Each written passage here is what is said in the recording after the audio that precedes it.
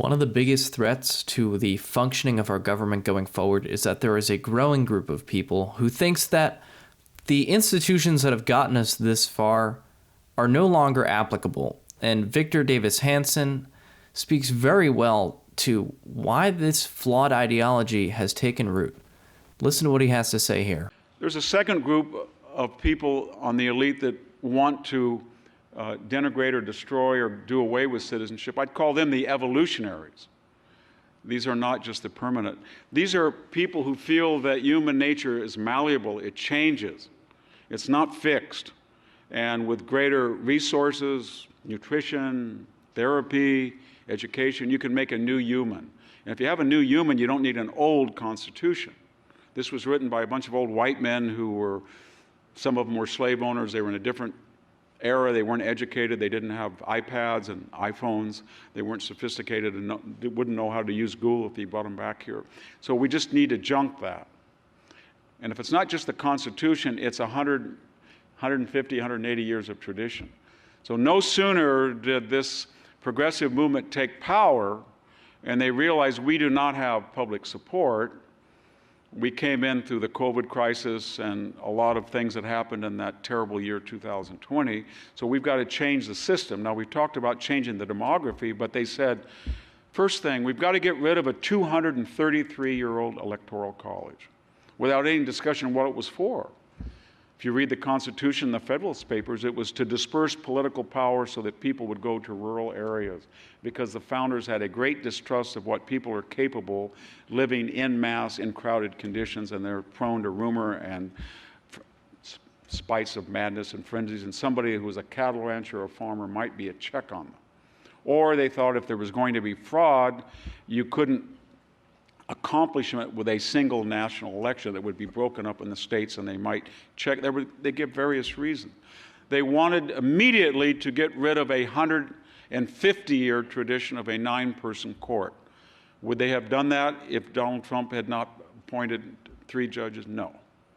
They want to pack the court. Pack the court, when we were, all of us in college, was a dirty word that referred to Franklin Roosevelt's 1937 scheme that was roundly denounced by his own party. Nobody mentioned it.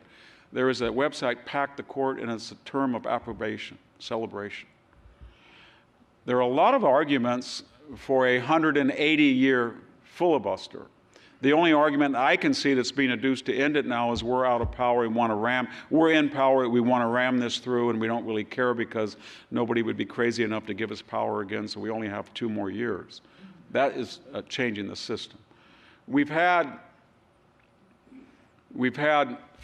for almost 70 years, 50 states. It's not in the Constitution, but it's a tradition, it's a custom.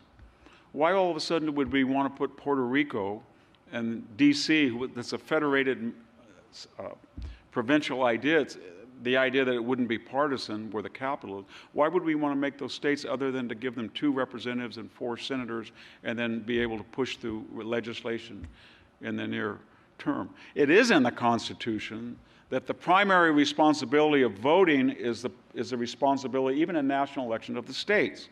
And you know, in Michigan, we vote different than you do in California, different hours, but the idea is that unless it's egregious, or unless the federal government feels it's something of national concern, like women's suffrage or the 18-year-old vote, the federal government keeps out. Not now. The first effort is to nationalize voting. And why would that be? Because for the first time in history, 62% of the electorate voted not on election day. And the error rate for an absentee ballot and an early ballot traditionally had been 4 to 5%. Mysteriously, it went down to 0.4. Even as more ballots were cast. That's a magnitude of 10. On 102 million ballots, that could be 4 or 5 million ballots. If they were placed in the right states, Pennsylvania, Michigan, Wisconsin, Ohio, Arizona, Georgia, they could affect the outcome. Indeed, Mark Zuckerberg believed that because he put $500 million to enhance local precinct workers in these states. And so now we're tampering with the Constitution and trying to push through a national voters law. So this is a very dangerous idea that you're going to evolve the government in our year of wisdom. Suddenly in 2021, we discovered that we were geniuses and the prior generations were idiots, and we're going to change the system because it didn't work for us, and now we have a brief glimpse of power.